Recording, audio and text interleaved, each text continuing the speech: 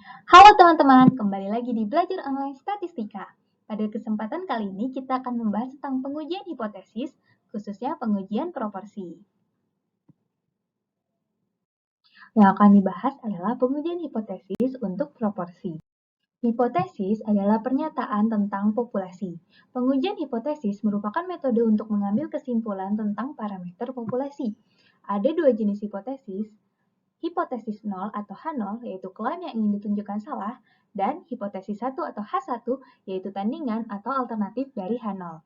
Biasanya H0 selalu memiliki satu nilai walau berada pada rentang tertentu, sementara H1 merupakan suatu kisaran nilai. Selanjutnya ada p-value. P-value merupakan ukuran seberapa mungkin memperoleh proporsi duga yang dipunya jika seandainya H0 benar. Nah, jika p-value ini bernilai kecil atau kurang dari alfa atau taraf nyata, maka H0 ditolak. P-value rumusnya itu sama dengan peluang dari Z lebih dari Z hitung apabila H0 benar. Jika p-value lebih besar dari alfa atau biasanya digunakan 5% atau 0,05, maka tak tolak H0. Statistik uji yang digunakan yaitu Z hitung sama dengan proporsi duga dikurangi P0 dibagi akar dari P0 dikali 1 min P0 dibagi N. Prosedur pengujian hipotesis bagi proporsi populasi. Yang pertama, rumuskan H0 dan H1. Pilih pasangan yang relevan dan tentukan parameter yang diuji. Dalam hal ini, proporsi populasi. Nah, ada tiga pasangan yang bisa dipilih. Yang pertama, apabila H0 itu P sama dengan P0, maka H1 P tidak sama dengan P0. Ini sering disebut uji dua arah. Sementara sisanya adalah uji satu arah. Nah, apabila H0 P kurang dari sama dengan P0, maka H1-nya P lebih dari P0. Dan apabila H0-nya P lebih dari sama dengan P0, maka H1-nya P kurang dari P0.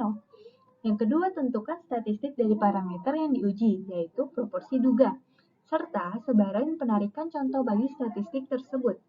Nah, proporsi biasanya menggunakan contoh yang relatif besar, lebih dari 30.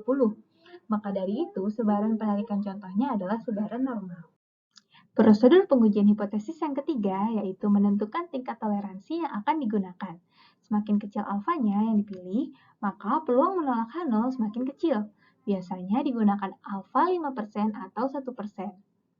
Lalu yang keempat, hitung statistik ujinya. Z hitung sama dengan P duga dikurangi P dibagi akar dari P dikali 1 min P dibagi N.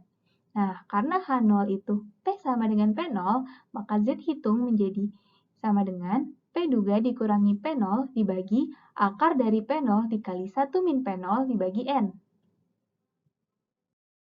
Prosedur pengujian hipotesis yang kelima yaitu menentukan titik kritis dan wilayah kritis. Nah, untuk uji dua arah, terdapat dua wilayah penolakan H0, dengan titik kritisnya adalah Z alfa per 2 dan min Z alfa per 2. Nah, sementara untuk H1 P lebih dari P0, maka wilayah penolakan H0 ada di sebelah kanan dengan batasnya Z alfa. Sementara untuk hipotesis satunya P kurang dari P0, maka wilayah penolakannya ada di sebelah kiri dan batasnya min Z alfa. Prosedur pengujian hipotesis yang keenam yaitu ambil keputusan menolak H0 atau gagal menolak H0. Kaidah penolakannya, H0 ditolak jika Z hitung kurang dari min Z alfa per 2 atau Z hitung lebih dari Z alfa per 2 untuk pengujian dua arah. Sementara bila H1 itu P lebih dari P0, maka H0 ditolak jika Z hitung lebih dari Z alfa. Apabila H1-nya itu P kurang dari P0, maka H0 ditolak jika Z hitung kurang dari min Z alfa. Nah, apabila kita menggunakan nilai P, H0 ditolak jika p-value kurang dari alfa untuk semua pengujian. Contoh soal, seorang petani apel menyatakan bahwa tidak lebih dari 12% apel yang dipanen ternyata busuk. Dapatkah kita percaya pernyataan petani tersebut dengan taraf nyata 0,05 jika kita melakukan uji dengan mengambil 214 sampel dan 30 diantaranya busuk?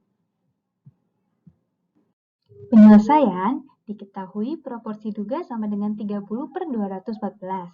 P0 sama dengan 0,12 dan N sama dengan 214. Lalu kita tentukan hipotesis.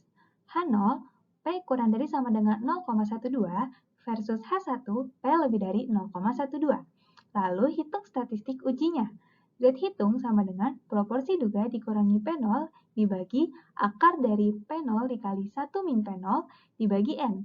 Sama dengan kita substitusi nilai proporsi duga P0 dan N-nya menjadi Z hitung sama dengan 30/214 dikurangi 0,12 dibagi akar dari 0,12 dikali 1 min 0,12 dibagi 214. Sehingga didapat Z hitung sama dengan 0,90875. Penyelesaian yang berikutnya yaitu menentukan titik kritis, yaitu Z alpha atau Z 0,05 yang bernilai sama dengan 1,6449. Karena Z hitung sama dengan 0,90875, itu kurang dari Z alpha sama dengan 1,6449, maka tak tolak H0. Sehingga cukup bukti untuk menyatakan bahwa proporsi apel yang busuk tidak lebih dari 12% pada taraf nyata 0,05. Sehingga kita dapat percaya pada pernyataan petani tersebut pada taraf nyata 0,05.